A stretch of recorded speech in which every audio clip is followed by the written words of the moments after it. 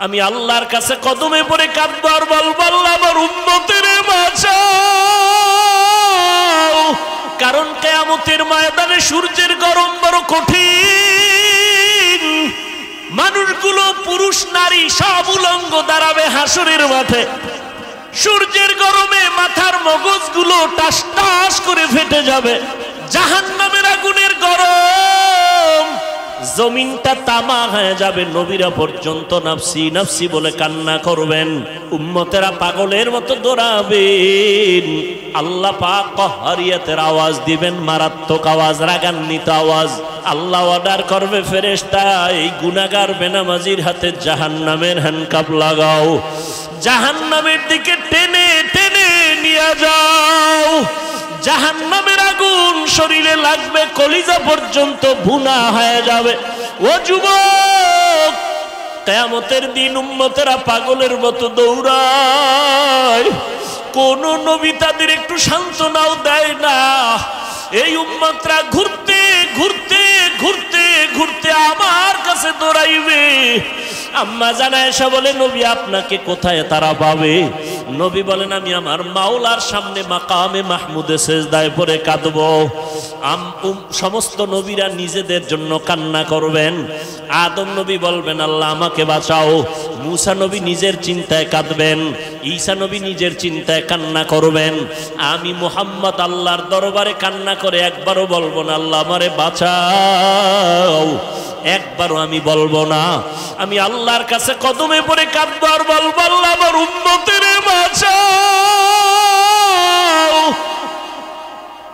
আমার উম্মতের বাঁচাও। আমার একটা উম্মত যেন জাহান্নামে না যায়। ওই জাহান্নামে যদি ধরিয়ে ফেলায় আমার উম্মত, আমি জান্নাতে যাব না। যেই উম্মতের জন্য আমি মুহাম্মদ দান দান শহীদ পর্যন্ত করে ফেললাম, যেই উম্মতের জন্য আমি ঘুমাইতে পারি নাই, যেই উম্মতের জন্য পেটে পাথর বেঁধেছি, ওই উম্মতের জন্য নবী কান্না করবেন। আল্লাহ বলবেন, নবী আপনি কাঁদবেন না, মাথা উঁচু করে আপনার উম্মতগুলো বাছাই করে করে জান্নাতের দিকে নিয়ে আগাইতে থাকেন। আমি আমার উম্মতগুলো ধরে ধরে জান্নাতের দিকে নিয়ে যাব। আম্মা জান আয়েশা রাদিয়াল্লাহু আনহা বলেন, নবী কোটি কোটি কোটি কোটি হাজার কোটি মানুষের ভিতর আপনার উম্মত চিনবেন কি করে? মূসা নবীর উম্মতেরাও থাকবে, ঈসা নবীর উম্মতেরাও থাকবে, আদম নবীর উম্মতেরাও থাকবে। আমার নবী বলেন, ও আয়েশা, আমার উম্মত যারা খাঁটি উম্মত, 5 বেলার ওযু বানাইয়া নামাজ আদায় করেছে, কিয়ামতের দিন নামাজের ওযুর অংশগুলো নূরের আলোতে ঝলমল করা শুরু করবে। আমি নবী দেখে দেখে তাদের জান্নাতের পথে নিয়ে যাব। ও নবীর আশিকের দল, ও বেনামাজির দল, ওই দিন যদি আমার নবীর বাসায় বাদ পড়িয়া যাও, নবী যদি তোমাকে বলে তুমি আমার উম্মত না, নামাজ পড়ো নাই, ওই দিন কিন্তু বিপরীত লাইনে তোমার হাতে হ্যান্ডকাপ লাগিয়া যাবে। আল্লাহ অর্ডার করবে, ফেরেশতা এই গুনাহগার বেনামাজির হাতে জাহান্নামের হ্যান্ডকাপ লাগাও, জাহান্নামের দিকে টেনে টেনে নিয়ে যাও। জাহান্নামের আগুন শরীরে লাগবে, কলিজা পর্যন্ত ভুনা হয়ে যাবে।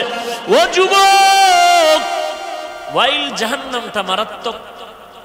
আর একদল বান্দা আছে, এদের জন্য ওয়াইল জাহান্নাম। তারা কারা? নামাজ পড়ে যারা, এগোর জন্য ওয়াইল নামক জাহান্নাম।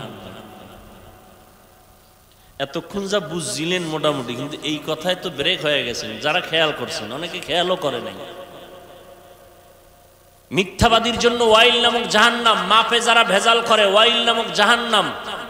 যারা মানুষের গীবত করে, তোহমাত দেয়, এদের জন্য ওয়াইল জাহান্নাম। শেষে আর একটা কি বলছি, নামাজ যারা পড়ে, এদের জন্য ওয়াইল নামক জাহান্নাম।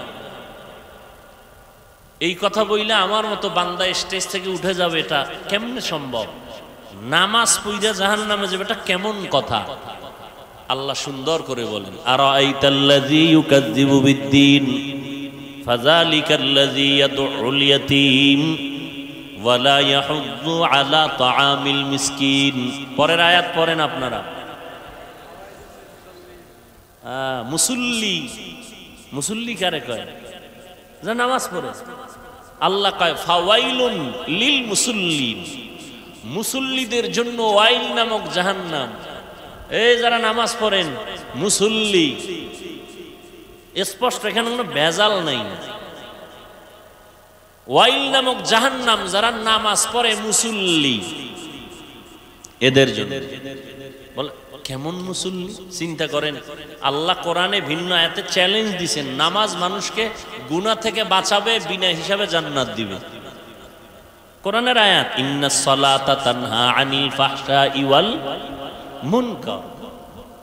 আবার কোরআনের এই সূরা আপনারা মুখস্থ অনেকেই পারেন। আল্লাহ বলেন ওয়াইল নামক জাহান্নাম মুসল্লিদের জন্য, নামাজীদের জন্য। এখানে কোনো আলাদা ব্যাখ্যা নাই। এই আয়াতের ব্যাখ্যা যেটা, এটাই, মুসল্লি নামাজির জন্য ওয়াইল নামক জাহান্নাম। তবে ব্যাখ্যা হইল পরের আয়াতে। কোন মুসল্লি? যে মুসল্লি নামাজ পড়ে সুদ খায়, এরকম মুসল্লি আমার দেশে নাই। মুসল্লি নামাজ পড়ে মিথ্যা কথা কয়, মুসল্লি নামাজ পড়ে মানুষের হক নষ্ট করে, এরকম আসেনি? নামাজ পড়ে কেন? মানুষ যেন ভাবে আমি মুসল্লি, মানুষকে দেখাবার জন্য। আল্লাযীনা হুম ইউরাউন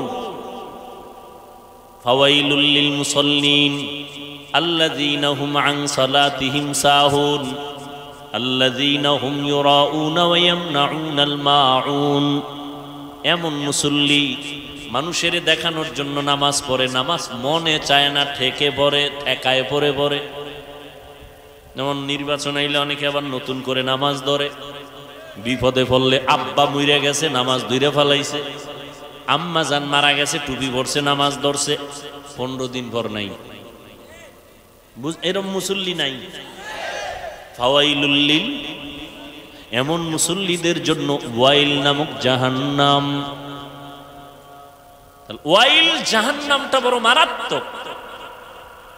এগুলো কবিরা গুনাহ, যা বলতেছি, শিরিক করা কবিরা গুনাহ, বউ তালাক দেওয়া জায়েজ, কিন্তু আল্লাহর কাছে একটা মারাত্মক অপছন্দনীয়, আল্লাহর কাছে মারাত্মক এক অপছন্দনীয় কাজ হলো তালাক দেওয়া। এখন ট্রেডিশন এমন হয়ে গেছে, বিয়া করে আর সারে, করে আর সারে, আছে না নাই? সব ভেজালের মূল গোড়ায় জিনিসটা কাজ করে, সেটা মোবাইল। মোবাইল আমিও চালাই, আল্লাহর কাছে দোয়া করি আল্লাহ মোবাইলের গুনাহের থেকে আমাদেরকে হেফাজত করেন।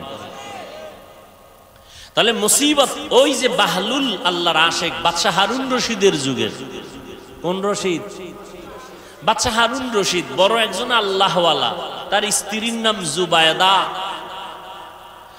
যেই স্ত্রী 100 কাজের মহিলা ছিল তার খাদেম, খাদেমা। কয়শো? কার? জুবায়দা খাতুন। কয়শো? অল টাইম জুবায়দা খাতুনের প্রাসাদে রাজার স্ত্রী রানী, তিনি কোরআনে হাফেজা, তার 100 নারী তার খাদেমা। 24টা ঘন্টা তাদেরকে সিরিয়াল করে দিছেন, কাজের ফাঁকে ফাঁকে তুমি কোরআন পড়ো, এরপরে তুমি, এরপরে তুমি। 100 মহিলা কোরআন যদি ফাঁকে ফাঁকে পড়তো, 24টা ঘন্টার প্রত্যেক সেকেন্ড বিবি জুবায়দার ঘরে তেলাওয়াতের আওয়াজ চলতো। ও টাকাওয়ালারা, আপনাদের স্ত্রী আমার আম্মা জানদের কি হালাত, কাজের বুয়ার কি হালাত। বাদশাহ হারুন রশিদ এত বড় বুজুর্গ, তার স্ত্রী জুবায়দা মক্কায় গেছেন। স্বপ্ন দেখছেন একদিন জুবায়দা বাইতুল্লাহর পার্শ্বে দাঁড়ানো, কিছু অন্য মানুষ আইসা তার সাথে আলিঙ্গন করতেছে, খারাপ হালাতে, জেনার হালাতে। কি হালাতে? এটা খারাপ না ভালো? খারাপ না? এই স্বপ্ন দেখে হুশ আছে? দেখছে কে? হাফেজা জুবায়দা। দেখা স্বপ্নের ব্যাখ্যা সবাই দিতে পারে না, যে দিতে পারে এর কাছে গেছে, লোক পাঠায় দিছে, স্বপ্নের ব্যাখ্যা নিয়ে আসো। ব্যাখ্যা শুনা কয় জুবায়দার সান কপাল। কি কপাল? কয় জুবায়দা এমন এক নারী আল্লাহ তাকে এত পাওয়ার দিবেন, মক্কা নগরীতে আসবেন আর তার দ্বারা মক্কায় এমন খেদমত হবে কিয়ামত পর্যন্ত। এই জুবায়দার কিছু কাজের দ্বারা মক্কার হাজিরা এই খেদমতের অংশ নিয়া জুবায়দা আজীবনের জন্য কবরে সওয়াব পাবে। মক্কা নগরীতে ড্রেন আছে, ড্রেন মক্কার আরবি নামে তা ওই নামকরণ এখনো আছে। পাহাড়ের পাদদেশে নাম নহরে জুবায়দা। নাম কি? নহরে জুবায়দা। জুবায়দার নামে ড্রেন করা, মানুষ পানি পায় না, জুবায়দা গেল। কত টাকা লাগবে ড্রেন করে পানি দিতে, মানুষ যেন দিব্যি আরামে হাজিরা পানি পায়। হিসাবটা আমার মোবাইলে অবশ্য আছে।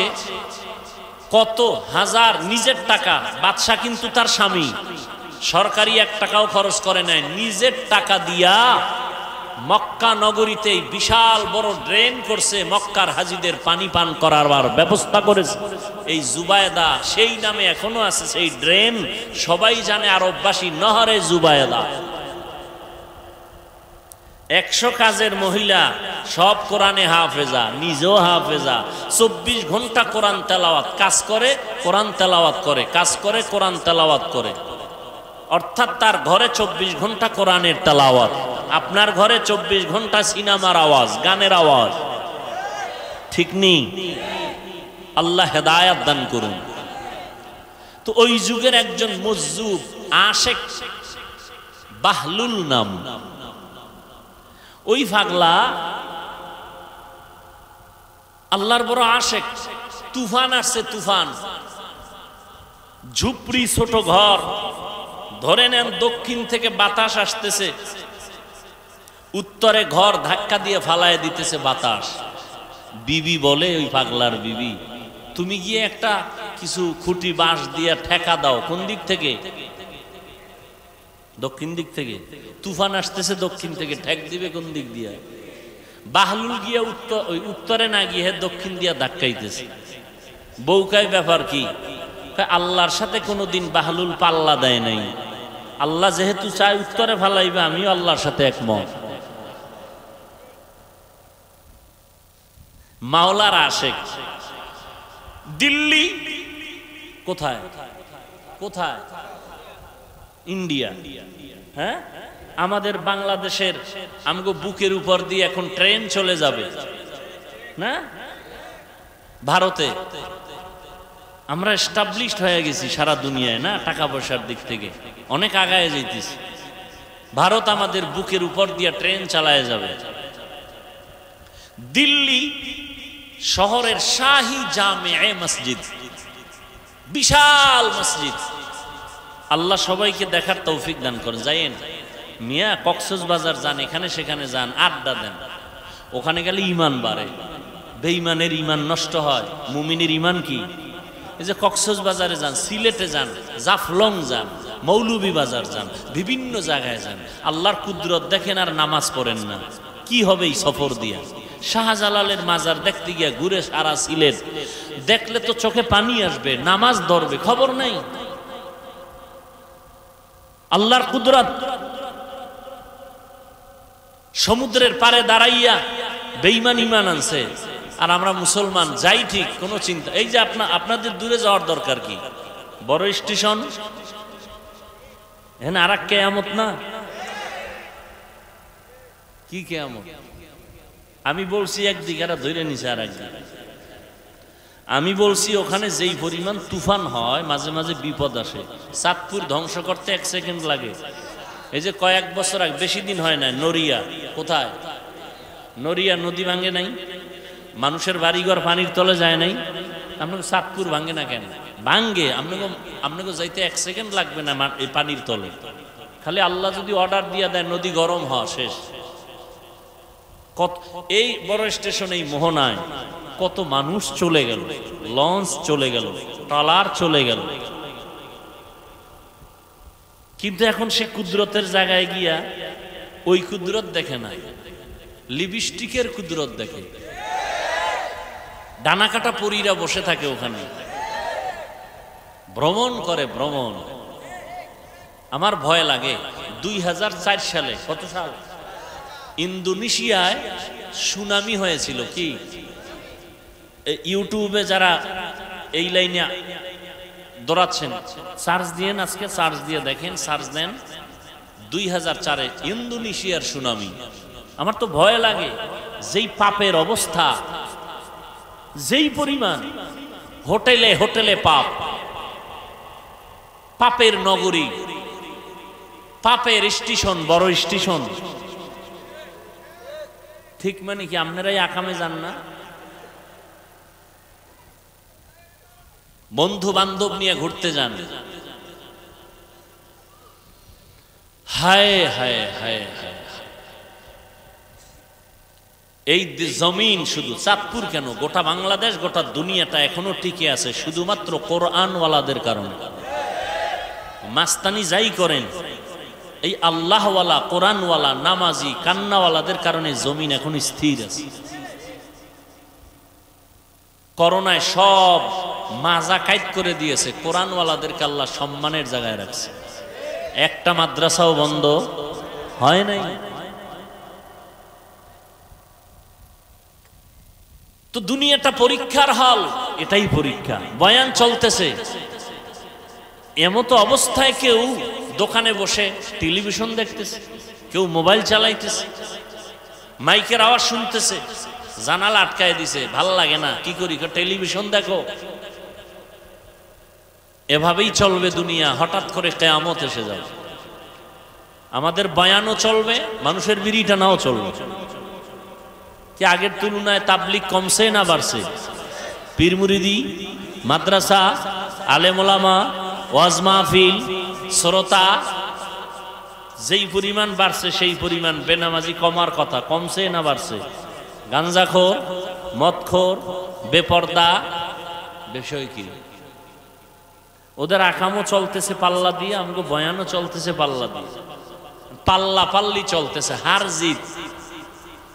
আল্লাহর মোহাব্বত নেই।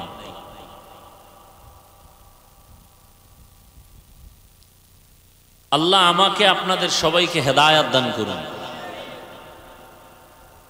পরীক্ষা মুসিবত আসবেই। কাদের জন্য পরীক্ষা? মুমিনের জন্য। আল্লাহ পরীক্ষাটা মুমিনকে করবেন, বেঈমানকে কেন করবেন না? বেঈমানের জন্য জান্নাত নাই, জান্নাত শুধু মুমিনের জন্য। আমি মুমিনকেই জান্নাত দিব, বিনা হিসাবে দিব, তবে পরীক্ষায় পাশ করা লাগবে।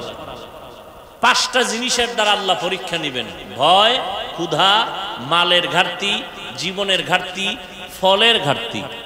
পাশ করতে হলে একটা পুঁজি লাগবে। 5 পরীক্ষায় পাশ করতে হলে কয় পুঁজি? এক পুঁজির নাম ধৈর্য।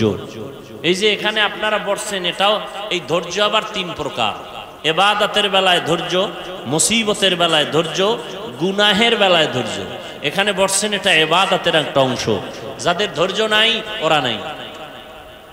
যাদের ধৈর্য নাই, ধৈর্য না থাকলে আপনি বসতে পারবেন না, সম্ভব না। যাদের ধৈর্য আছে তারা বসে আছে। এটা হলো ইবাদতের বেলায় ধৈর্য, আর একটা হলো গুনাহের বেলায় ধৈর্য। মানে ফজরের 4 রাকাত নামাজ পড়তে সর্বোচ্চ 20 মিনিট লাগবে। কত মিনিট? কিন্তু অনেকে 20 মিনিটের মজা পায়, ঘুমে না পাইয়া 20 মিনিটের মজায় 4 রাকাত নামাজ পড়ে না, ঘুমায়। 20 মিনিটের মজায় যে ঘুমাইল নামাজ বাদ দিয়া, সে ধৈর্যের সাথে উঠতে পারলো না। শাস্তিটা কি, সাজাটা কি 20 মিনিট হবে? ধৈর্য নাই। অথচ সারা রাত মোবাইল চালাইছে, এজন্য কোনো পরোয়া নাই, চিন্তা নাই। সারা রাত মোবাইল চালায় দেখছে কি কবিরা গুনাহ। কি বয়ান শুনবেন আপনারা? কি বয়ান করব? ধ্বংসের দ্বার প্রান্তে আমরা সব। লেখাপড়ার সফলতা নষ্ট, মোবাইল। যুবকদের চেহারা সব ফ্যাকাশে, সারা রাত কবিরা গুনাহ করলে চেহারায় আর নূর আসবে কি করে? আল্লাহ সব ভাইকে মোবাইলের গুনাহের থেকে হেফাজত করেন। স্বামী আর স্ত্রী নুজহাতুল মাজালিসে ধৈর্যের বয়ানে একটা ঘটনা আছে, 2 মিনিট বলবো। আবার তো আপনারা এমনি তো বলে কেচ্ছা কাহিনীর ওয়াজ করি, কি ওয়াজ বলে না? বলে না? কে বলে? যে বেনামাজি। এই কথাগুলো কারা বলে? কোন নামাজিরা ঠিক মত আসলে বলে না। বেজাল্লা নামাজির ওয়াজ করছি না একটু আগে, এরা বলে। আর বেনামাজিরই বলে কেচ্ছা কাহিনীর ওয়াজ করি। ওই আহমক জাহেলকে বলি, ও জাহেল, তুমি কেচ্ছা কাহিনীর কি বুঝো? কোরআন হাদিসের ওয়াজ না করে কেচ্ছা কাহিনী বলে। তুমি জানো কেচ্ছা কাহিনীর পৃথিবীতে শ্রেষ্ঠ কিতাব হলো কোরআন শরীফ? তোমার সেই ধারণাই নেই, তুমি তো মূর্খ। তোমার সে ধারণাই নাই পৃথিবীতে শ্রেষ্ঠ কিচ্ছা কাহিনীর কিতাবের নাম কোরআন, শ্রেষ্ঠ কিচ্ছা কাহিনীর কিতাবের নাম হাদিস শরীফ। এবার ওলামায়ে কেরাম আমাকে একটু সহযোগিতা করবেন, সাধারণ মানুষ বুঝুক, একটু সহযোগিতা যারা আলেম আছেন করবেন। কোরআন শরীফে গরুর কেচ্ছা নাই, বলে সত্য কথা বলেন। হাতির কেচ্ছা নাই, মশার কেচ্ছা, বাঘের কেচ্ছা আছে, সাপের কেচ্ছা আছে কোরআন শরীফে, মাছির কেচ্ছা আছে কোরআন শরীফে, বাঘের কেচ্ছা, বহু কেচ্ছা কাহিনী, 2000-এর উপরে আয়াত আছে শুধু কেচ্ছা কাহিনী, কেচ্ছা কাহিনী, কেচ্ছা কাহিনী। আর আমরা তো ওই কেচ্ছাই বলি যেই কেচ্ছা উম্মতের শুনাইলে মানুষের দিল নরম হয়। আমরা তো সোনা বন্ধের কেচ্ছা বলি না, আমরা তো ওই কেচ্ছা শুনাই যেই কেচ্ছা শুনে মানুষ নামাজি হয়। তোমার বিরোধিতায় কি হয়েছে? তোমার কপাল পুড়েছে, আর কিছুই হয়নি। কেন পড়েছে? আমি তো বলি, সারা বাংলাদেশে চ্যালেঞ্জ করে বলি, যারা আলেমদের বিরুদ্ধে বলে আর ফেসবুকে লেখে এরা মা বাবার অভিশপ্ত সন্তান, কোনো সন্দেহ নাই। মা বাবার অভিশপ্ত সন্তানেরাই আলেমের বিরুদ্ধে ফেসবুকে লেখে, ওর উপরে মা বাবার অভিশাপ, আল্লাহর লানত।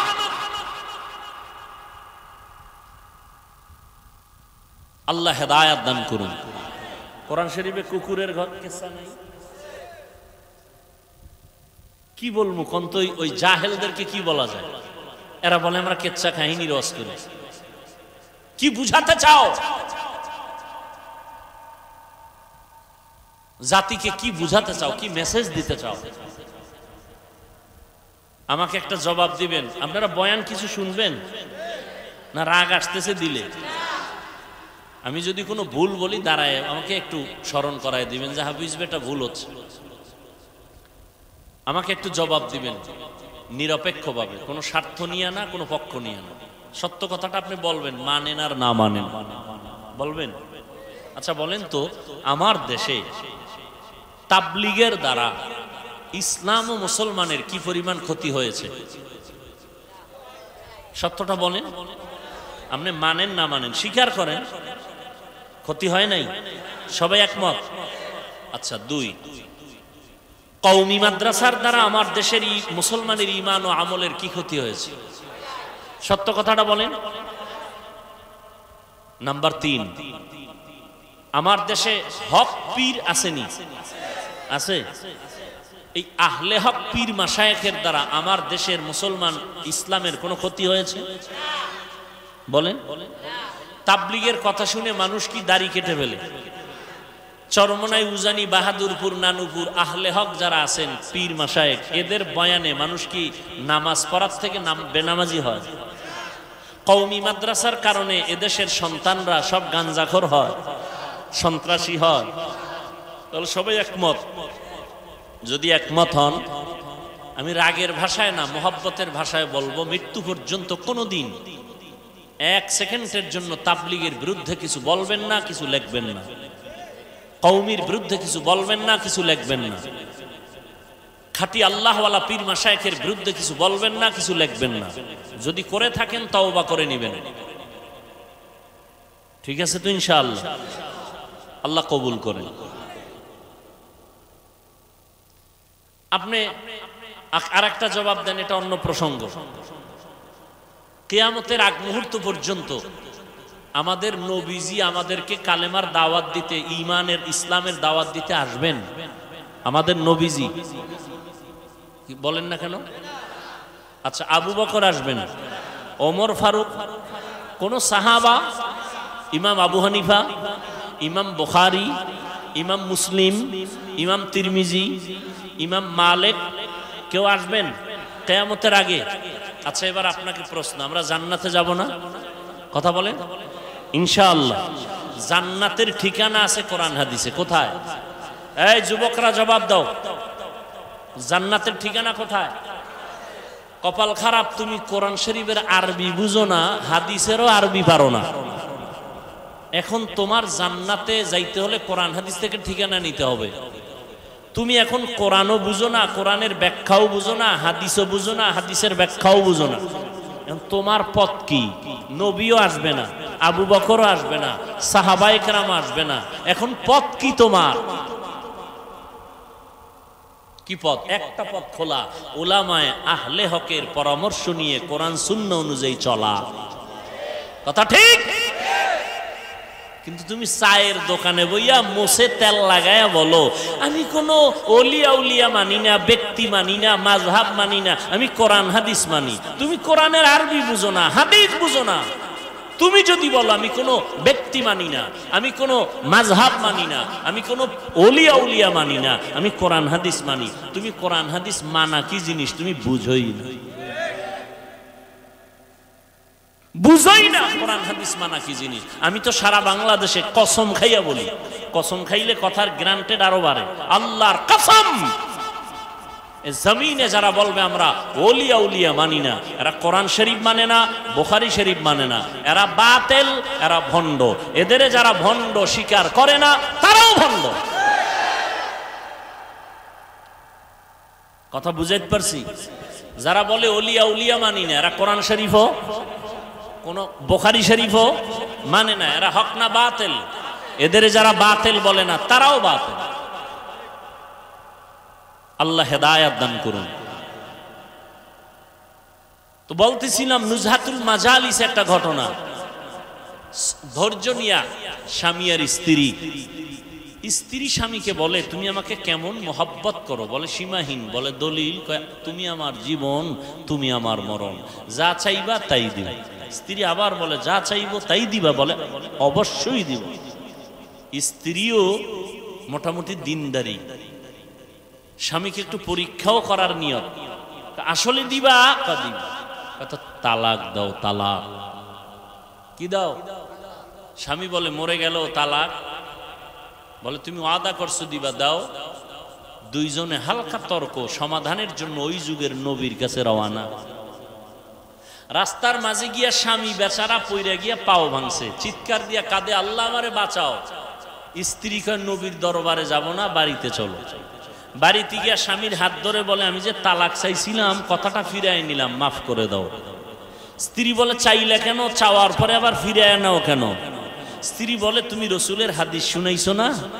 কি মুসিবত? আল্লাহ যাকে ভালোবাসেন তাকে মুসিবত দিবেন। আমি যে তোমার ঘরে সংসার করছি এত বছর কোনো মুসিবত পাই নাই, তোমার কান্নাকাটি ছিল না, আহ শব্দ ছিল না। বুঝলাম যেখানে মুসিবত নাই ওখানে খোদার রহমত নাই, আমিও নাই, তালাক চাইছি। কিন্তু যখন রাস্তায় গিয়া পাও ভাঙছে, আল্লাহকে ডাকছো, কান্না আসছে, আহ শব্দ বের হয়েছে, আমি হাদিস অনুযায়ী ভেবে নিলাম রহমত নাজিল হয়েছে। যেখানে আল্লাহর রহমত আছে আমিও আছি। আর আমগো হালকা মুসিবতে পড়লে এলাকার কমিশনার থেকে গালাগালি শুরু করে খোদা পর্যন্ত যায়, ঠিক নেই? অথচ আল্লাহ বলেন অবশ্যই আমি মুসিবত দিয়া পরীক্ষা করবই করব। 5টা জিনিসের মাধ্যমে।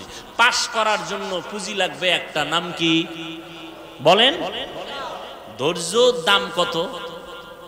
ধৈর্যের পরীক্ষা দিলেন ইব্রাহিম নবী ইসমাইলের ছুরির তলে নিয়ে। বাবারও যেমন ধৈর্য, সন্তানেরও তেমন ধৈর্য। আল্লাহ কয় যারা ধৈর্য ধারণ করার গুণটা অর্জন করবে আমি তাদের তো অনেকগুলো পুরস্কার দিব, তবে 2টা পুরস্কার দিব মারাত্মক কঠিন, বড়, দামি। একটা দুনিয়ায় আর একটা পরকালে। দুনিয়ারটা কি? আমি আল্লাহ তার বন্ধু হয়ে থাকব। সুবহানাল্লাহ আসে না? ইয়া আইয়ুহাল্লাযীনা আমানুস্তাঈনু বিস-সাবরি ওয়াস-সালাহ। ইন্নাল্লাহা মা'আস সাবিরিন।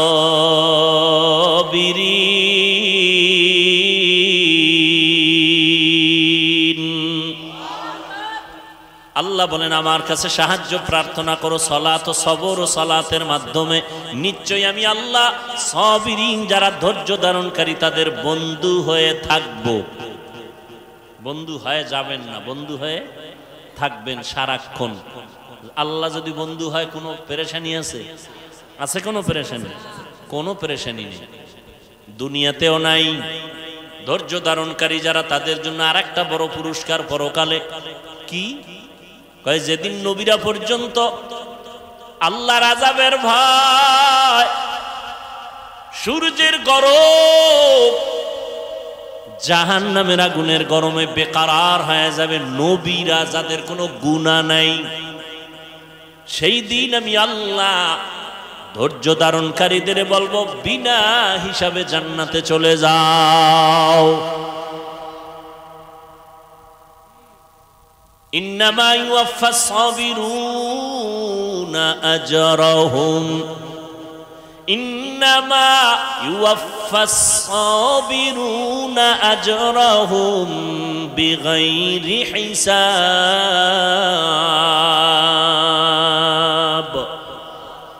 জান্নাত দিবেন বিগাইরে হিসাব। জান্নাত চাইতো ইনশাআল্লাহ, হিসাব দিয়া না হিসাব ছাড়া? হিসাব দিয়া না হিসাব ছাড়া? আল্লাহ কবুল করেন।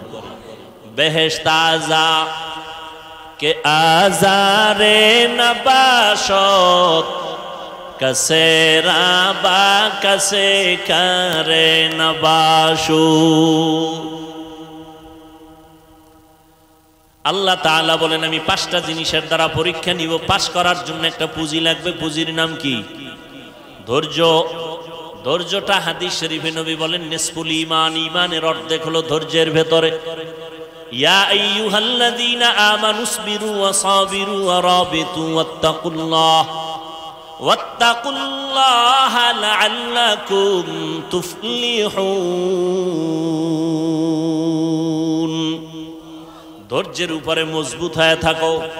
মুসিবতের বেলায় ধৈর্য, মুসিবত আসবেই, ধৈর্য হারা হওয়া যাবে না, পাগল হওয়া যাবে না। আল্লাহর উপরে স্মরণ করে ধৈর্যের সাথে মোকাবেলা করো, দোয়া করো, আল্লাহর কাছে কান্নাকাটি করো। আল্লাহ পাক মুহূর্তের মধ্যে তোমার ধৈর্যের পরীক্ষায় তোমাকে কামিয়াবি দান করবেন। গুনাহের বেলায় ধৈর্য, মুসিবতের বেলায় ধৈর্য। যদি এই ধৈর্য নিয়ে চলতে পারো আমি আল্লাহ তোমাকে পাশ করায় দিব। পরীক্ষা 5টা জিনিসের মধ্যে প্রথম হলো ভয়। ওয়ালা নাবলুওয়ান্নাকুম বিশাইইম মিনাল খাউফি ওয়াল জু'। 4 মাযহাবের 4 ইমামের এক ইমাম হলেন ইমাম শাফিঈ রাহমাতুল্লাহি আলাইহি। তিনি বলেন এখানে 5টা জিনিসের যে প্রথমটা বলা হলো ভয়। ভয় দ্বারা এখানে উদ্দেশ্য হলো আল্লাহর পক্ষ থেকে ভয়, আর একটা ভয় আছে বান্দার পক্ষ থেকে ভয়। এখানে উদ্দেশ্য হলো আল্লাহর পক্ষ থেকে ভয়। বলে কেমন? কয় বান্দা দাড়ি রাখলে তোমার আত্মীয় স্বজনরা বেজার হয়ে যাবে। আল্লাহু তাআলা কয়জন? একটু জবাব দিয়ে। এই যুবক উঠুকা, তুই গেলে আমরা একসাথে যাই, এরকম করো কেন? তো মহা মুসিবত। ছেড়ে দিব?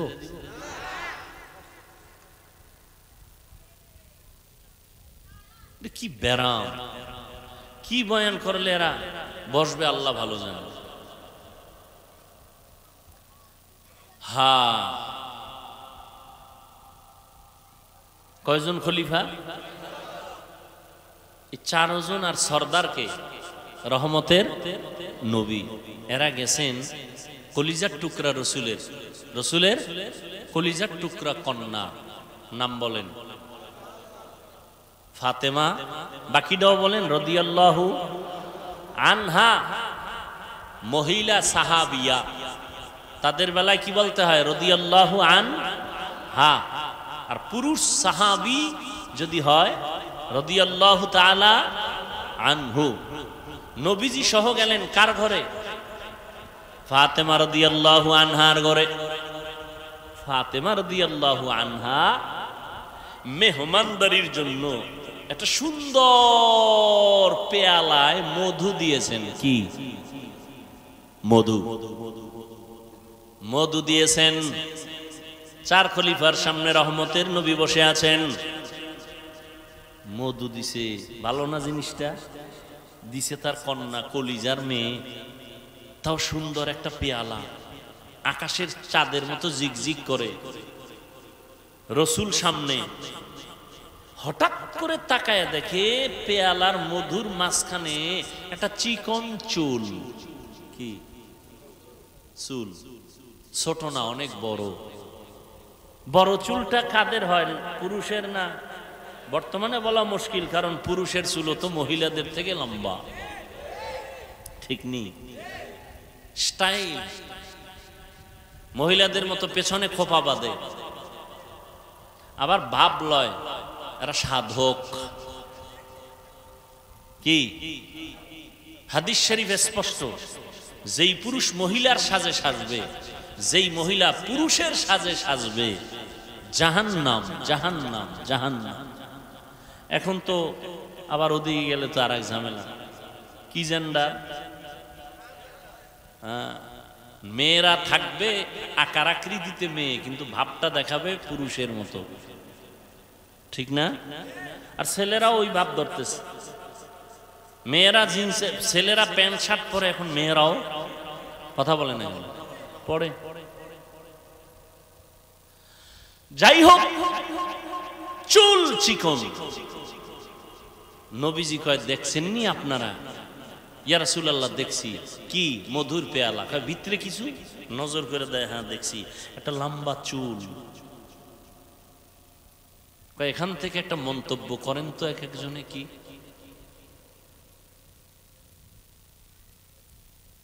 আবু বকর বলে, আমি একটা মন্তব্য করি। বলে কি? মানুষের ঈমান চমকদার পেয়ালার মতো, হ্যাঁ, আমল মধুর মতো মিষ্টি, আমল ইখলাস চুলের মতো চিকন, চুলের মতো চিকন। ওমরে ফারুক, আপনি একটা মন্তব্য করেন।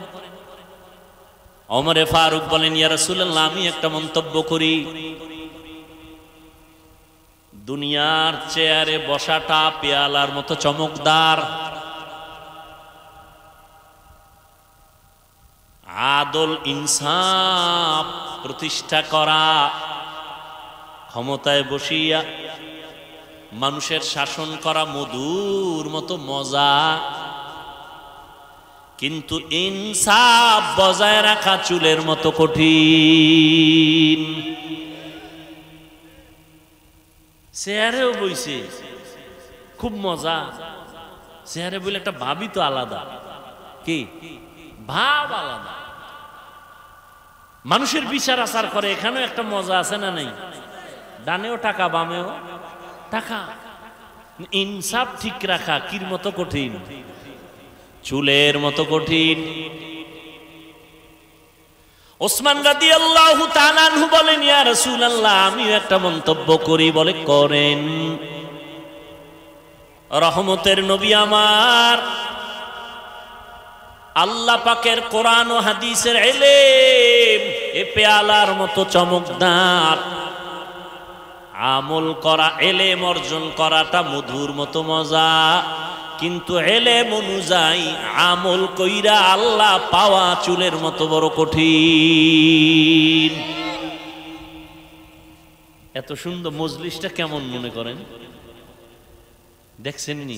নবীজি মজাক করেন, মজা করতেছেন। নবীজি কি করতেছেন? মজা করতেছেন। খুব সুন্দর মজা। মজার মধ্য দিয়া হেদায়েতের আলো আসতেছে।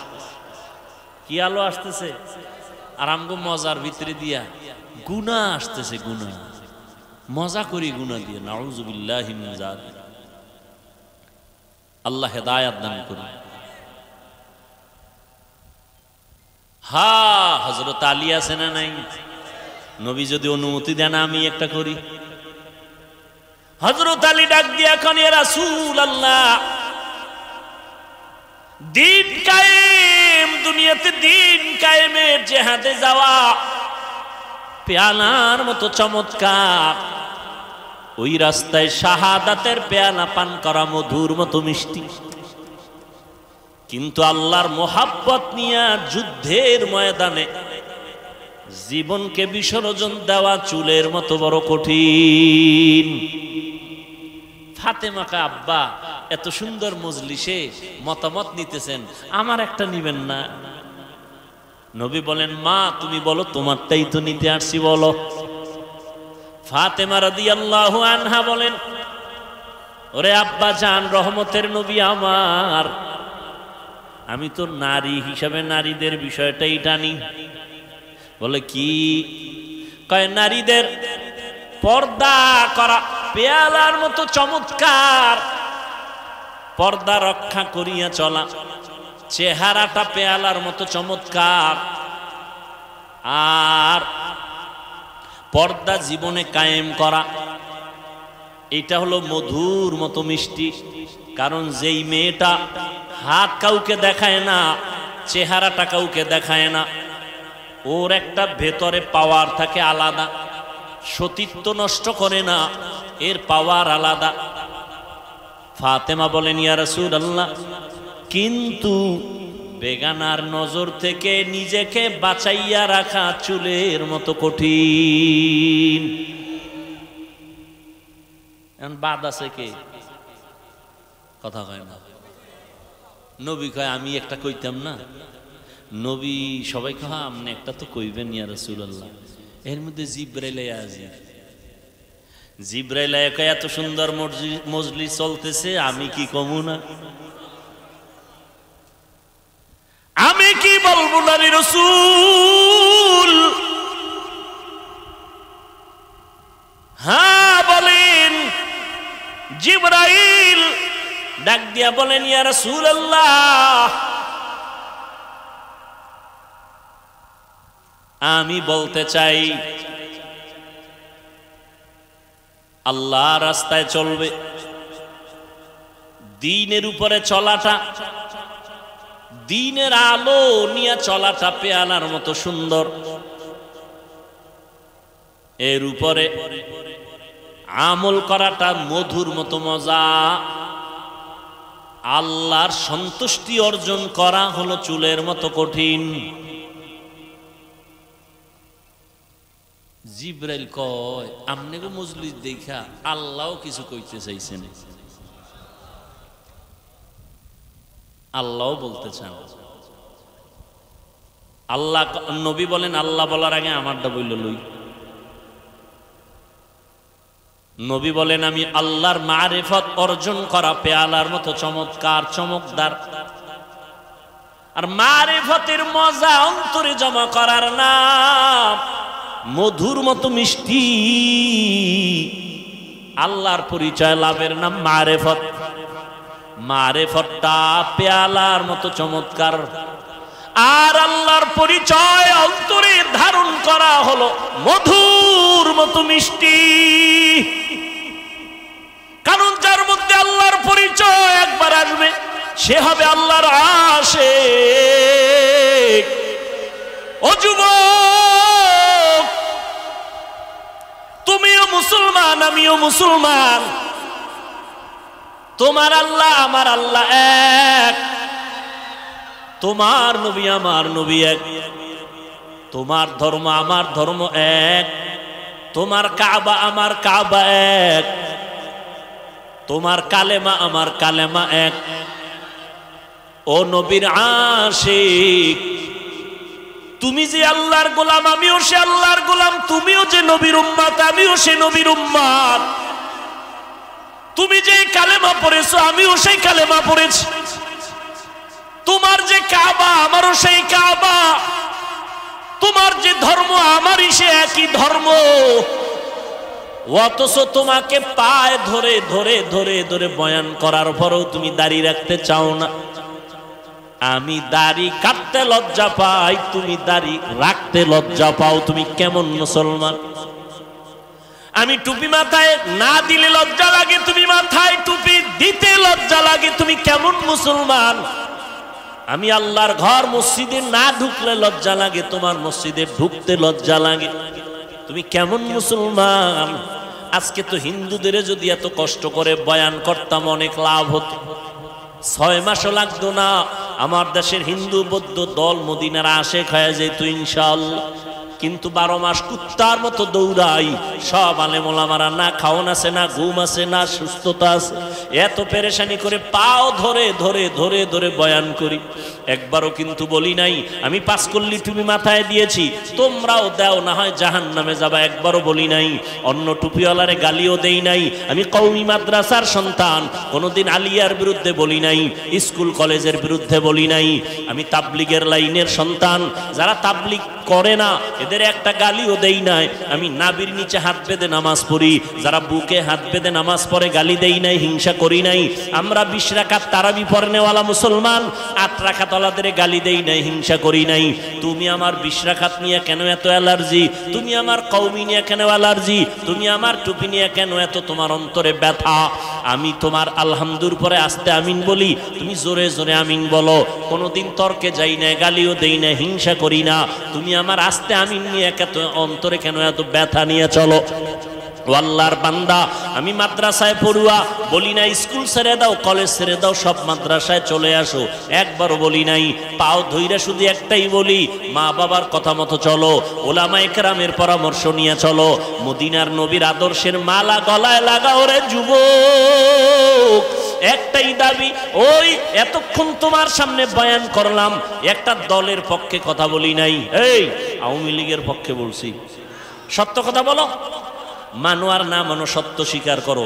আওয়ামী লীগের পক্ষে বলছি, বিএনপির পক্ষে বলছি, বলো। তা তুমি আমাকে দলের দালাল বলো কেন? এই বেয়াদব, এই মা বাবার অভিশপ্ত সন্তান। আমি চরমনাইয়ের পক্ষে বলছি, তাবলিগের দালালি করছি, যে চরমনাই না করলে জাহান্নামী, তাবলিগ না করলে জাহান্নামী বলছি। তা তুমি আমাকে দালাল বলো কেন? তুমি কি বুঝো দালালে? এই বেটা, মদখোরের কাছে আলেম ওলামারা যদি যায়, আর যদি আলেম ওলামা মদখোরের তালে হইরা মদ পান করে, তখন তুমি বলতে পারো এই আলেমরা মদখোরের গোলাম। কিন্তু এমন যদি হয় আলেমরা যাওয়ার কারণে মদখোর হুজুরদের লাইনে টুপি পরছে, দাড়ি রাখছে, নামাজ পড়ে, বিএমপির সাথে ওলামায়ে কেরাম যাওয়ার কারণে যদি ইসলামের উপকার হয়, তো তুমি দালাল বলবা কেন? আওয়ামী লীগের কাছে হাটহাজারীর হুজুর গেছেন, কওমি মাদ্রাসার স্বীকৃতি নিছেন, ইসলামের দাবি পূরণের জন্য যদি যান, তুমি দালাল বলবা? কি পেয়েছো? এই বেয়াদবি, এই দুঃসাহস কে তোমাকে দিয়েছে? ক্লাস 5-এ পড়ে, আলিয়ায় দাখিল পড়ে, কওমি মাদ্রাসায় কাফিয়া শারহে বেকায়া পড়ে, এরকম কিছু বেয়াদব ফেসবুকে একজন বড় আলেমের নামে ফট করে লিখে দেয় দালাল। আল্লাহ হেদায়েত দান করুন। আল্লাহ, এরে যুবক, রহমতের নবী বলেন, আল্লাহর মারিফত অর্জন করা পেয়ালার মতো মজা। মারিফতের মজা যখন অন্তরে লাগবে তখন মধুর মতো মিষ্টি। আল্লাহকে যখন চিনতে পারবা তখন তোমাকে জীবনে কেউ জীবন নিয়ে নিবে, কিন্তু ঈমান কেড়ে নিতে পারবে না। ফিলিস্তিনের দিকে তাকাও, ইসরায়েলি জালেমের গোষ্ঠী ফিলিস্তিনের উপর আক্রমণ, বলে জমিন ছেড়ে দাও, বাইতুল মাকদিস আমাদের হাতে দাও। মুসলমান বলে আল্লাহর জমিনে আছি, তোমাদেরটা খাই না, আল্লাহ রিজিক দেন, জীবনটা দিয়া দিব, কিন্তু আল্লাহর ঘর হেফাজতে পিছপা হব না। আল্লাহ 5টা জিনিসের দ্বারা পরীক্ষা নিবেন। 1 নাম্বার হলো ভয়। ভয় ভয় ভয়টা আবার 2 প্রকার, আল্লাহর পক্ষ থেকে ভয়, বান্দার পক্ষ থেকে ভয়। বুঝেননি? এই ভয়ের উপরে যদি আলোচনা করি আরো 1-1.5 ঘন্টা চলে যাবে, ছেড়ে দিলাম। এই ভয়টাকেই বলে তাকওয়া। قال النبي صلى الله عليه وآله وسلم اتق المحارم تكن أعبد الناس। রহমতের নবী বলেন, তোমরা গুনার হারাম অবৈধ জিনিস থেকে নিজেকে বাঁচাও, তো মানুষের কাছে আল্লাহর কাছে দামি হয়ে যাবে। এই ভয়ের নাম তাকওয়া। যারা ভয়টা করবে তাদের নাম মুত্তাকি। আল্লাহ পাক রব্বুল আলামিন এই ভয় অন্তরে জমা করার কথা বলছেন। অর্জন করা লাগবে, অন্য জায়গা থেকে নিজে নিজে অর্জন করা যায় না। এই তাকওয়া যাদের অন্তরে থাকবে আল্লাহ তাদেরকে দুনিয়াতে 6টা পুরস্কার দিবেন, পরকালে দিবেন 2টা। পরকালের প্রথম পুরস্কার বিনা হিসাবে জান্নাত। পরকালে দ্বিতীয় পুরস্কার হলো পর্দা ছাড়া ডাইরেক্ট আমার আল্লাহর সাথে হবে মোলাকাত। ডাইরেক্ট আল্লাহর সাথে মোলাকাত হবে। জিব্রাইলের মন্তব্যটা হইছে না হয় নাই? নবীরটা বাকি রইল কারটা? আল্লাহ বলেন জিব্রাইল বলো, এত সুন্দর চমকদার মজলিসের মধ্যে আমি আল্লাহ একটা মত দিতে চাই। 4 খলিফা আমার নবীর কলিজা ফাতেমা, আমার রহমতের বন্ধু রহমতের নবীরে জানায় দাও, জান্নাতটা কিন্তু পেয়ালার মতো চমকদার হবে, এত সুন্দর। আর জান্নাতের ভেতরের নাজ নিয়ামত হবে মধুর মতো মজা, এত মজা। জান্নাতের মধ্যে কোনো অশান্তি নাই, কোনো বাথরুম নাই। আল্লাহ তাআলা হুর দিবেন 70টা করে, এমন সুন্দর রুম আল্লাহ সাজাইছেন, মধুর মতো মজা। কিন্তু এই জান্নাত পাওয়ার জন্য যে কাজগুলো করা লাগবে, কাজ দুনিয়াতে করা চুলের মতো বড় কঠিন। হ্যাঁ, 2 নাম্বার পরীক্ষা হবে আল্লাহর পক্ষ থেকে, ওয়াল জু, ক্ষুধার মাধ্যমে। ইমাম শাফিঈ রাহমাতুল্লাহ আলাইহি বলেন এখানে ক্ষুধা দ্বারা উদ্দেশ্য হলো রোজা। যেমন গত রমাজানে অনেক মুসলমান এখানে আছে রোজা রাখে নাই, চায়ের দোকানে বৈশা গল্প করছে আর বলছে রোজা রাখো না কেন? বলে আমার ঘরে কি ভাতের অভাব, আমি রোজা রাখবো কেন? এরকম কুলাঙ্গার চাঁদপুরে নাই? আমরা কি আসলে ভাতের অভাবে রোজা রাখছি? হ্যাঁ, ওরে রোজা তো হিন্দুরাও রাখে, খ্রিস্টানেরাও রোজা রাখে, ইহুদিরাও রোজা রাখে, তবে তাদের নাম আলাদা, সিস্টেম আলাদা। তাদের নাম হলো না খাওয়ার সাধনা। না খাওয়ার সাধনা হিন্দুরাও করে, বৌদ্ধরাও করে, ইহুদিরাও করে, খ্রিস্টানেরাও করে, সব ধর্মে আছে। আমাদেরটা না খাওয়ার সাধনা না, আমাদের সাধনা হলো না খাওয়ার মাধ্যমে আল্লাহ পাওয়ার সাধনা। ইয়া আইয়ুহাল্লাযীনা আমানু, ও মুমিন, কুতিবা আলাইকুমুস সিয়াম কামা কুতিবা আলাল্লাযীনা মিন ক্বাবলিকুম লাআল্লাকুম তাত্তাকুন। ক্ষুধার মাধ্যমে আল্লাহ পরীক্ষা নিবেন। ওরে শুধু কি সওয়াবের কথা? ওরে শুনো না, এই মোবাইল যারা চালাও, আজকে বাসায় গিয়ে গুগলে সার্চ দিও, গুগলে সার্চ দিও রোজার দ্বারা শরীরের ফায়দা কি। সমস্ত চিকিৎসা বিজ্ঞানীরা একমত, শরীর কন্ট্রোলিং পাওয়ার যা আছে, আল্লাহর কুদরতি কিছু পাওয়ার, এর মধ্যে একটা পাওয়ার শরীরের ব্যালেন্স ঠিক রাখার জন্য আল্লাহর পক্ষ থেকে অপরিহার্য একটা আইন হলো রোজা। শরীর সুস্থ থাকার একটা অপরিহার্য আইন, একটা নিয়ম, একটা ঔষধ রোজা। কপাল পরারা রোজারে বানাইছে রোগের কারণ, রোজা রাখলে গ্যাস বাড়ে, রোগ বাড়ে, অথচ আল্লাহ পাক এই রোজা দিছেন রোগের ঔষধ, আর হে ঔষধের বানাইছে রোগ। কত বড় নিমক হারাম। আর রসুল শুধু কি রমাজান, আরাফার রোজা রাখছেন, আশুরার রোজা রাখছেন, আসতেছে মুহররমের রোজা, আশুরার রোজা। রহমতের নবী সোমবার বৃহস্পতিবার সপ্তাহে রোজা রাখতেন। আমি অহংকারীর জন্য বলি না, একটু বুঝাবার জন্য বলি। আল্লাহর বহু বান্দারা রোজা রাখে সোমবার বৃহস্পতিবার। আলহামদুলিল্লাহ, আমিও চেষ্টা করি রাখার জন্য। এত সফর করি, এত কষ্ট করিও যদি আমি রোজা রাখতে পারি, বাবা তুমি কেন পারো না? ফরজ রোজা রমাজানে রাখবা, শরীরটা সুস্থ থাকবে। এক হিন্দু ডাক্তার রমাজান মাসে একটা লেখা দিছে, বিশাল লেখা, রোজায় শরীরের কি কি ফায়দা ডাক্তারি মতে। আর সেই রোজা রাখে না, রোজা রাখলে রোগ বেড়ে যাবে, নাউযুবিল্লাহ। ক্ষুধার মাধ্যমে পরীক্ষা। এ বিষয়ে আর প্রতি আগাইলাম না। 3 নাম্বার পরীক্ষা হবে মালের কোরবানি।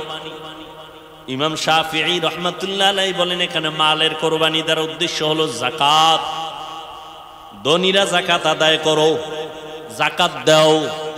যাকাত দেওয়া এক জিনিস, যাকাত আদায় করে দেওয়া আর এক জিনিস। সারা বাংলাদেশে ঘুরি, ফাঁকে ফাঁকে সাইনবোর্ডে লেখা দেখি দারিদ্র বিমোচন করো, দারিদ্র বিমোচন করো। জমিনে দারিদ্র বিমোচনের আল্লাহর পক্ষ থেকে একটা মহা অর্থনৈতিক আল্লাহ সিস্টেম দিয়েছেন, যাকাত দিবে ধনীরা। আমি তো আল্লাহর কসম করে বলি, আল্লাহর আইনে ধনীরা যদি পাই পাই করে হিসাব করে গরিবের যাকাত দেয়, এ জমিনে দারিদ্র বিমোচন হয়ে যাবে। সঠিকভাবে যাকাত দেওয়া হয় না, এ বিষয়ে রমাজানে অনেক বয়ান করেছি। যাকাত গরিবেরা কয়তো তো আমাকে কোনো টেনশন নেই, আমাকে মালও নাই, পরীক্ষাও নাই। না, তোমাকে আর একটা পরীক্ষা, জানের কোরবানি। ধনীরা দিবে মালের কোরবানি মাদ্রাসা করার জন্য।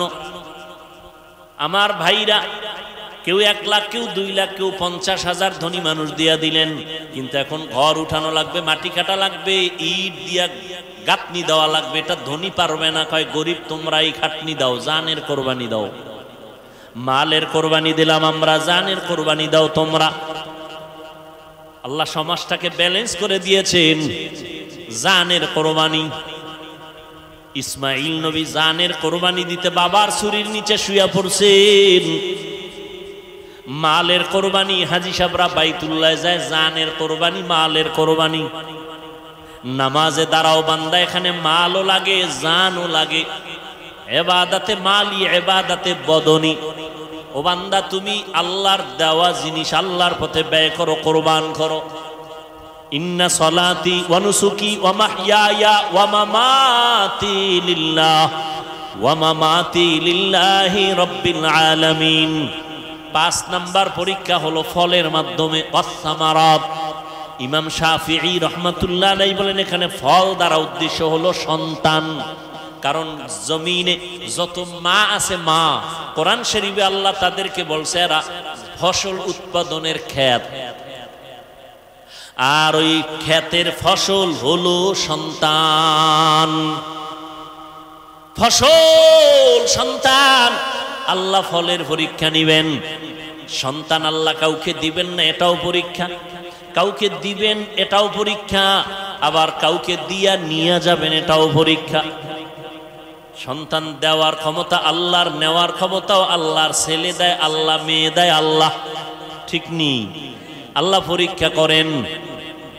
লিল্লাহি মুলকুস সামাওয়াতি ওয়াল আরদ ইয়াহাবু লিমান ইয়াশাউ ইনাসাও ওয়া ইয়াহাবু লিমান ইয়াশাউ যুকুর আও ইউযাওবিজুহুম যুকরানাও ওয়া ইনাসা ওয়া ইয়াজআলু মান ইয়াশাউ আকিমা ইন্নাহু আলিমুন কাদির। আল্লাহ বলেন আসমান জমিনের চাবিকাঠি ক্ষমতা আমার হাতে। আমি আল্লাহ কাউকে ছেলে দেই, কাউকে মেয়ে দেই, কাউকে দোনোটা দেই, কাউকে কোনোটাই দেই না। পরীক্ষা কার? ছেলে সন্তানকে দেন, আল্লাহ দিয়ে নিয়ে যান। সাহাবী যুদ্ধের ময়দানে হাজির, ঘরের মধ্যে স্ত্রী আর বাচ্চা, একটা আর কেউ নাই। সাহাবী যুদ্ধের ময়দানে চলে গেলেন। যুদ্ধ শেষ করে গাজীর মর্যাদা নিয়ে বাড়ি আসলেন। আল্লাহর কুদরতি পরীক্ষা, ঘরের মধ্যে মহিলা আর মহিলার বাচ্চা ছাড়া কেউ নাই। ওই বাচ্চাটা স্বামী বাড়িতে আসার আগে, একদিন আগে মরে গেছে। স্ত্রী একটা বিছানায় শোয়াইয়া একটা চাদর দিয়ে রাখছে, মনে হয় ঘুমায়।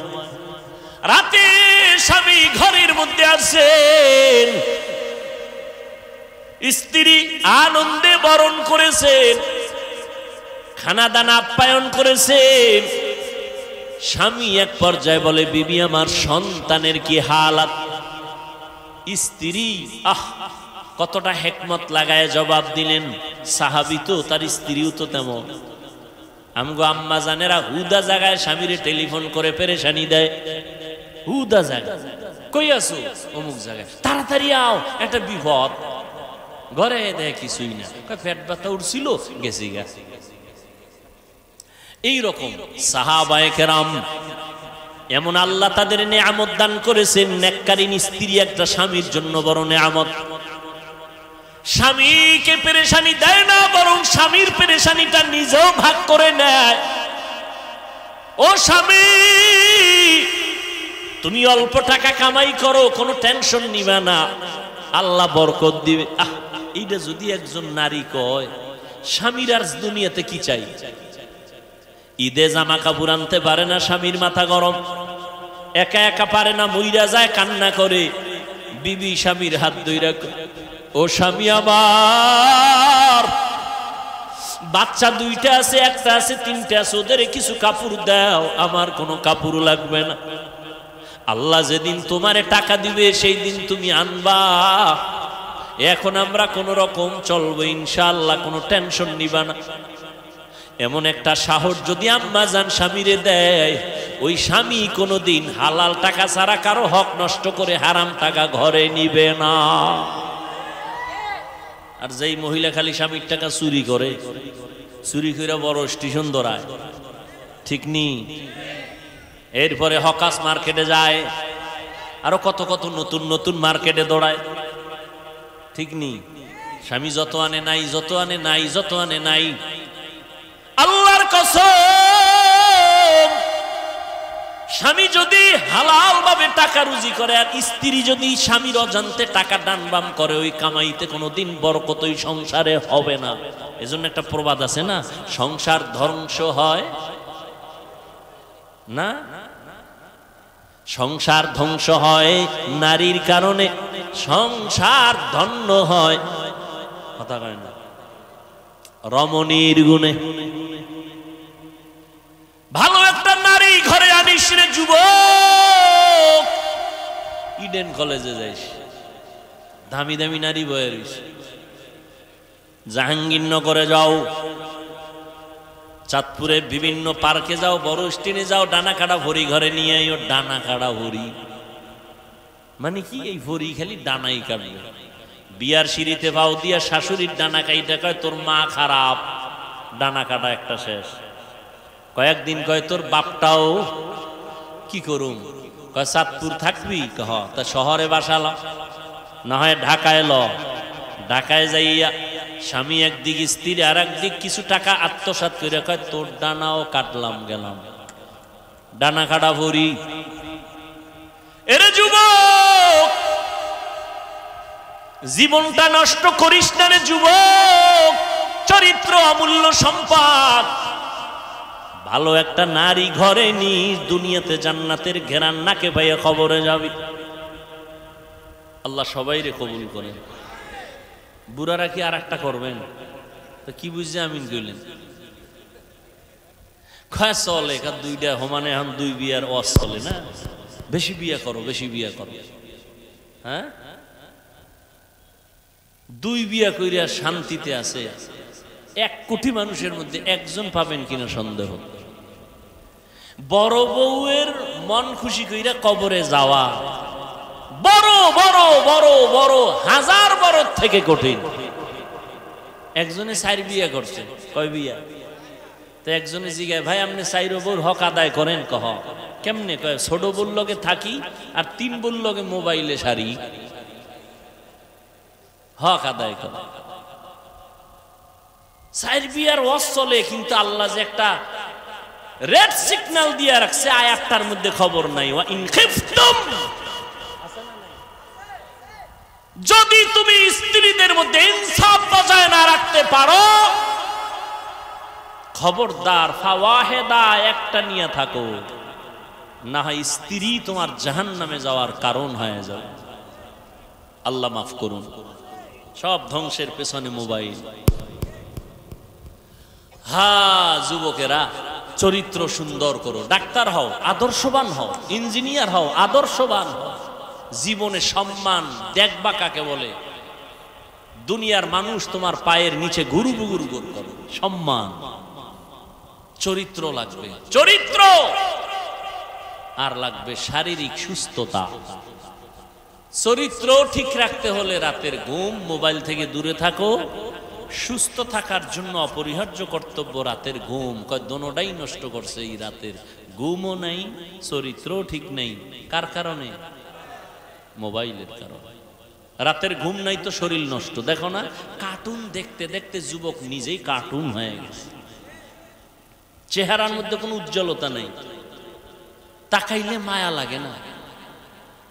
মাত্র 25, 26, 27 বছর বয়স যুবকের চেহারা ভাল্লুকের মতো, চুলগুলো উল্লুকের মতো। কবিরা গুনাহ করে সারা রাত। আর এখন নতুন মরণের আর এক ফাঁদের নাম বাইক।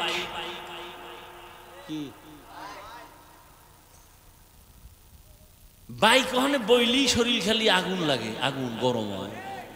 আর পেছনে যদি বিপরীত পার্স থাকে তো আরো আগুন। আল্লাহ হেদায়াত দান করুন। আবার ঢুকেও যায় ট্রাকের তলে নেই, একসাথে 2 জন, 11 জন। আহা, আল্লাহ হেদায়াত দান করুন। এরে যুবক, ভালো করে বুঝো, আল্লাহর মোহাব্বত নিয়া জীবনটারে সুন্দর করে আগাও। সাহাবী যখন বলে আমার সন্তান কই, মরে গেছে, কয় না, আমার সন্তান ঘুমায়। আসলে তো মরে গেছে। যদি এখন বলি স্বামীর মনটা খারাপ হবে, যুদ্ধ পরিচালনা করে আনছে, স্ত্রী সান্ত্বনা দিছে, ঘুমায় তো বাবাও নিশ্চিন্তায় ঘুমায় গেছে। ফজরের আজান হয়ে গেল, দুজন উঠে ফজরের নামাজ আদায় করে। এবার স্ত্রী স্বামী ডাক দিয়া কয়, স্বামী আমার মনটা খুশি নি। বলে খুশি, একটা কথা বলবো, শুনবেন নি? কয় শুনবো। মনে কষ্ট নিবেন না তো? কয় না। শুনেন, আপনারা খেয়াল করেননি, আমি 2 মিনিটে মোনাজাত দেব একটু। আর যারা গুনা টুনা নেই, এগো মোনাজাতেরও কি নেই, দরকার নেই। স্ত্রী ডাক দিয়া বলে, স্বামী আমার, কেউ যদি আপনার কাছে কোনো জিনিস আমানত রাখে, রাখবেন নি? কয় রাখবেন। সময় মতো চাইলে দিবেন নি? কয় দিব।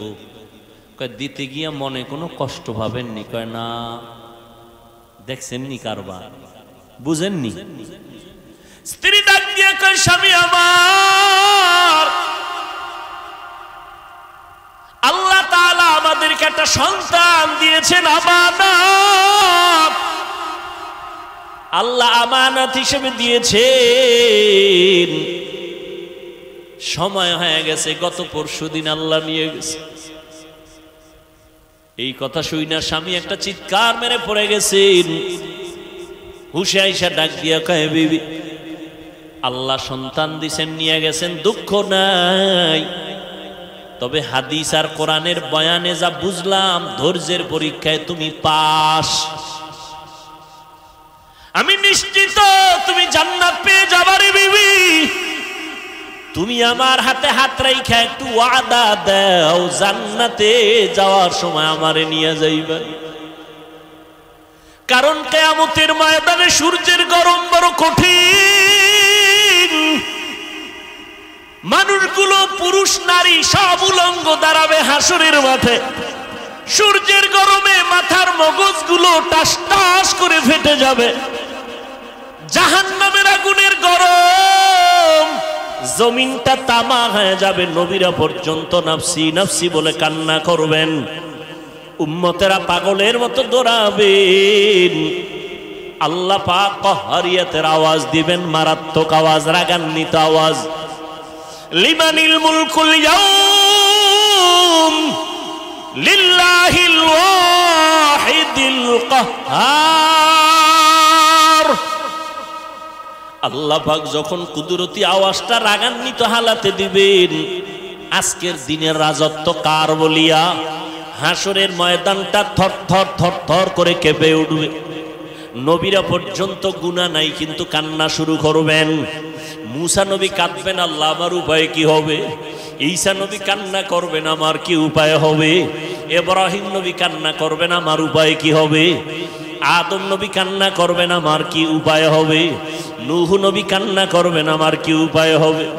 আল্লাহর নবী আম্মা জান আয়েশাকে বলেন, ও আয়েশা, কিয়ামতের দিন উম্মতেরা পাগলের মতো দৌড়ায়, কোন নবী তাদের একটু সান্ত্বনাও দেয় না।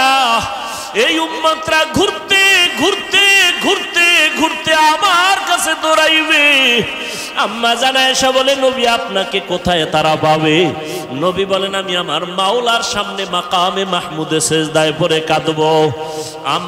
সমস্ত নবীরা নিজেদের জন্য কান্না করবেন। আদম নবী বলবেন, আল্লাহ আমাকে বাঁচাও। মুসা নবী নিজের চিন্তায় কাঁদবেন।